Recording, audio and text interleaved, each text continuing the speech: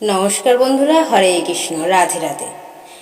আমরা আজকের এই ভিডিওতে জানতে চলেছি প্রার্থনা করার সময় কোন দুটি ভুল একদমই করা যাবে না, না হলে প্রার্থনা ভগবান কখনোই শুনবে না। তাহলে এই দুটি ভুল কি কি সেটি জানার জন্য আজকের এই ভিডিওটি অবশ্যই সম্পূর্ণ দেখবেন, না হলে বুঝতে পারবেন না যে কোন দুটি ভুল আমরা ভগবানের কাছে করে ফেলি, যার জন্য আমাদের প্রার্থনা ভগবান কখনোই শোনে না। ভিডিওতে আজকে আমরা জানবো এই ব্যাপারে। এর সাথে সাথে আমরা এটাও জানবো যে এমন কোন তিনটি সময় আছে যে সময় প্রার্থনা করলে ভগবান তাকে একদমই ফিরিয়ে দেয় না। অর্থাৎ সেই সময় যদি মানুষ ভগবানের সামনে নিজের সমস্ত প্রার্থনা রেখে তাকে এবং নিজের সমস্ত প্রয়োজনীয় জিনিসপত্র ভগবানের কাছ থেকে চেয়ে থাকে, তাহলে এই তিন সময়ে মানুষের চাওয়া সমস্ত প্রার্থনা পূরণ করে দেন।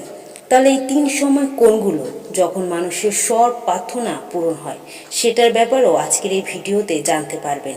তাহলে ভিডিওটি খুব প্রয়োজনীয় হতে চলেছে বন্ধুরা। ভিডিওটি কিন্তু একদম শেষ পর্যন্ত না দেখে কিন্তু চলে যাবেন না, অবশ্যই শেষ পর্যন্ত দেখবেন এবং বুঝবেন কোন তিনটি সময় আছে যে সময় আমাদের প্রার্থনা ভগবান অবশ্যই শোনে, আবার কোন সময় আমাদের প্রার্থনা শোনে না সেটিও জানতে পারবেন। তাহলে চলুন আমরা ভিডিওর মূল পর্বটির মধ্যে যাই। সর্বপ্রথম আমরা জানব প্রার্থনা করার সময় কোন দুটি ভুল করা যাবে না, যেটা করলে আমাদের প্রার্থনা কখনোই পূরণ হয় না।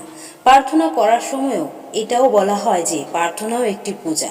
প্রার্থনা ছাড়া পুজোতে মজাই আসে না, কারণ যে ব্যক্তি প্রার্থনা করেন সেও তার হৃদয়ের শান্তি অনুভব করতে পারে।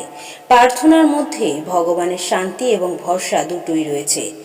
আমরা প্রার্থনা তো সকলেই করে থাকি, কিন্তু প্রার্থনার মধ্যে জেনে হোক বা না জেনেই হোক আমরা কিছু ভুল অবশ্যই করে ফেলি, আর ঠিক সেই কারণে আমাদের প্রার্থনা পূরণ হয় না। তারপর আমরা আবার ভগবানের কাছে অভিযোগও করি যে আমাদের প্রার্থনা পূরণ হয় না কেন। দুটো এমন ভুল আছে যেগুলো আমরা প্রার্থনা করার সময় বেশিরভাগ ক্ষেত্রেই করে থাকি, আর এই কারণে আমাদের প্রার্থনা পূরণ হয় না। প্রার্থনা করার সময় আমাদের প্রথম ভুলটা হলো আমরা প্রার্থনা তো করেই ফেলি, কিন্তু নিজেদের দোষগুলো নিজেরাই ক্ষমা করতে পারি না। আমাদের ভুল এত বেশি পরিমাণে হয়ে যায় যে সেগুলো আমাদের প্রার্থনা পূরণ হওয়ার বদলে বাধা সৃষ্টি করে দাঁড়ায়। যেমন কোনো ছেলে ভগবানের সাথে বেইমানি করে আছে, তারপর সব কিছু ঠিক হওয়ার আগেই আবার প্রার্থনা চেয়ে বসেছে, তাহলে তখন এটা আশা করা যায় যে আর প্রার্থনা পূরণ হবে না, কারণ তার প্রার্থনার আগেই অন্যায় চলছে। তার এই জন্যই যখন প্রার্থনায় বসবেন তখন ভগবানের কাছ থেকে ক্ষমা চেয়ে নেবেন। এই জন্যই ভগবানের পূজারীকে জিজ্ঞাসা করা হয়েছিল যে আমাদের প্রার্থনা পূরণ হয় না কেন, আর তিনি উত্তরে বলেছিলেন আমাদের অন্যায়ের জন্যই আমাদের প্রার্থনাগুলো পূরণ হয় না। এরপরে দ্বিতীয় ভুল হলো যেটার জন্য আমাদের প্রার্থনা পূরণ হয় না, সেটা হলো যখন আমরা প্রার্থনা করি তখন আমরা 2বার, 5বার, 8বার, সর্বশেষ 10বার কোনো জিনিস চেয়ে ফেলি, তারপরও আমরা নিরাশ হয়ে যাই, অর্থাৎ আশা ছেড়েই দিই। আমরা তখনই ভগবানের উপর থেকে ভরসা উঠে যায় যে আর তখনই এটা ভাবতে শুরু করেছি আমাদের প্রার্থনা পূরণ হচ্ছে না কেন। কিন্তু মানুষ এক্ষেত্রে ভাবে না যে এর মধ্যে ভগবানের কোনো না কোনো ইঙ্গিত অবশ্যই লুকিয়ে রয়েছে। ভগবানের এক পূজারী বলেছিলেন কোনো ব্যক্তির প্রার্থনা তৎক্ষণাৎ পর্যন্ত এই পূরণ হতে পারে যৎক্ষণাৎ সে প্রার্থনা করতে তাড়াহুড়ো না করে তাকে আস্তে ধীরে প্রার্থনা করতে হবে এবং ধৈর্য ধরতে হবে তার প্রার্থনা পূরণ হওয়ার আগ পর্যন্ত। যখনই কোনো ব্যক্তি তাড়াতাড়ি প্রার্থনা করে ফেলে ফল পাওয়ার জন্য, সে যদি সহ্য না করে, ধৈর্য না ধরে, তাহলে তার প্রার্থনা কখনোই পূর্ণ হবে না। তাহলে আমাদের প্রার্থনা করার পর ধৈর্য রাখতে হবে, তাহলে আমাদের প্রার্থনাগুলো ভগবানের কাছে পর্যন্ত পৌঁছে যাবে। তাহলে চলুন বন্ধুরা, এবার আমরা সেই 3 সময়ের ব্যাপারে জেনে নিই। এই 3 সময়ে যদি কোনো ব্যক্তি প্রার্থনা করে তাহলে তার প্রার্থনা কখনোই থেমে থাকবে না, তার প্রার্থনা অবশ্যই পূর্ণ হবে। ভগবানের এক পূজারী জানিয়েছেন যে এই 3 সময়ে যদি কোনো ব্যক্তি তার প্রার্থনা ভগবানের সামনে রেখে থাকে তাহলে তার প্রয়োজনীয় সমস্ত জিনিসপত্র ভগবানের কাছ থেকে চেয়ে নেয়, সেখানে টাকা হোক, পয়সা হোক, ধন সম্পত্তি যাই হোক না কেন।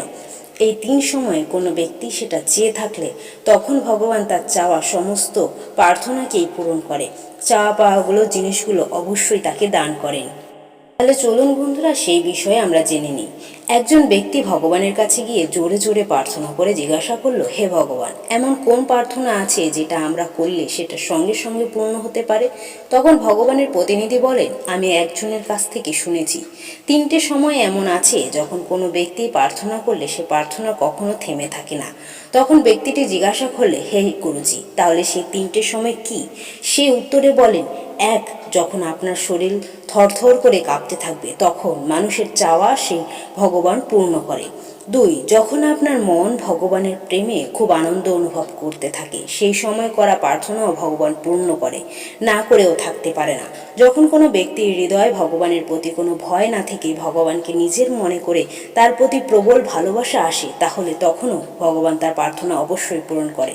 3, যখন মানুষের চোখ নরম হয়ে শীতল হয়ে যায় তখনকার চাহ প্রার্থনা ভগবান আর ফিরিয়ে দিতে পারে না, বরং অবশ্যই সেটা পূর্ণ করে দেয়। আর মনে রাখবেন এই 3 সময় ব্যক্তি এই জগতের যে কোনো জিনিসকেই চাইবে তাহলে সেটা সে অবশ্যই পেয়ে যাবে। সেটা হলো রূপ, হিরে, সোনা, গহনা, যাই হোক না কেন। নমস্কার বন্ধুরা, এবার থেকে প্রার্থনা করার সময় আর এই দুটো ভুল কখনোই করবেন না। আর ভগবানের জন্য আপনার মনে প্রেম আনুন, ভালোবাসা আনুন, তাহলেই দেখবেন ভগবান আপনার সমস্ত মনস্কামনা অবশ্যই পূর্ণ করবে। কারণ ভগবানের উপর বিশ্বাস, আস্থা এবং প্রার্থনা করার পর ধৈর্য অবশ্যই ধরতে হবে। ধৈর্য হারিয়ে ফেললে কোনো প্রার্থনাই শোনা হবে না বা আপনার প্রার্থনা পূর্ণ হবে না। তাই ধৈর্য অবশ্যই ধরতে হবে। আপনি হয়তো তাড়াহুড়ো করে প্রার্থনা করেই ফেলেছেন, কিন্তু আপনার প্রার্থনা পূরণ হচ্ছে না, আপনি অস্থির হয়ে পড়ছেন, ভগবানের উপর থেকে আপনার বিশ্বাস সরিয়ে ফেলছেন, কিন্তু সেটি করলে হবে না।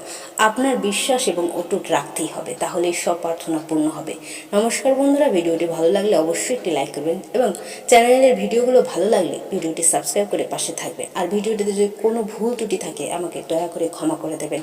নমস্কার বন্ধুরা, হরে কৃষ্ণ, রাধে।